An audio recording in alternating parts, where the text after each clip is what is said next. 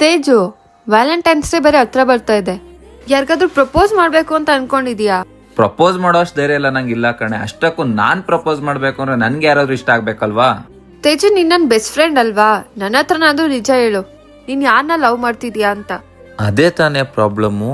ನೀನ್ ನನ್ best friend ಆಗದೆ ಇದ್ದಿದ್ರೆ ನಾನು ನಿಂಗೆ ಡೈರೆಕ್ಟ್ ಆಗಿ ಹೇಳ್ತಿದ್ದೆ ನೀನಂದ್ರೆ ನಂಗೆ ಇಷ್ಟ ಅಂತ. ಆದ್ರೆ ನಾನು ಇವಾಗ ಹೇಳಕ್ಕಾಗದೆ ಬಿಡಕ್ಕಾಗದೆ ನಾನು ಇಲ್ಲಿ ಒದ್ದಾಡ್ತಾ ಇದ್ದೀನಿ. ಏನ್ ಯೋಚನೆ ಮಾಡ್ತಿದ್ಯಾ? ನಾನ್ ಕೇಳಿದ್ದಕ್ಕೇನಾದ್ರೂ ಹೇಳು. ಇದುವರೆಗೂ ಯಾರು ಇಷ್ಟನೇ ಆಗಿಲ್ವಾ? ಇಲ್ಲ ಕಣೆ.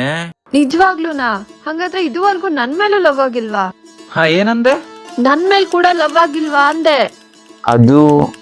ಅದು ನೀನಂದ್ರೆ ಇಷ್ಟ ಅಂತ ಹೇಳ್ಬಿಡ್ಲಾ?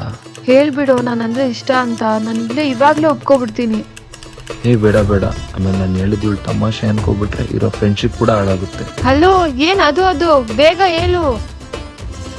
ಇಲ್ಲ ಕಣೆ, ನೀನ್ ನಮ್ ಬೆಸ್ಟ್ ಫ್ರೆಂಡ್ ತಾನೆ. ಅದ್ ಹೆಂಗ್ ನಾನು ನೀನ್ ಲವ್ ಮಾಡಕ್ಕಾಗುತ್ತೆ ಹೇಳು? ನೀನ್ ಹೇಳಿದ್ದು ಕರೆಕ್ಟೇ ಅಲ್ವಾ? ನಾವಿಬ್ರು ಬೆಸ್ಟ್ ಫ್ರೆಂಡ್ಸ್ ಅಷ್ಟೇ. ನೀವು ಕೂಡ ನಿಮ್ ಪ್ರೀತಿನ ಇದೇ ರೀತಿ ಭಯ ಪಡ್ಕೊಂಡು ಕಲ್ಕೊಂಡಿದ್ರೆ ಕಮೆಂಟ್ ಅಲ್ಲಿ ಒಂದು ಆರ್ಟ್ ಮೂಲಕ ತಿಳಿಸಿ.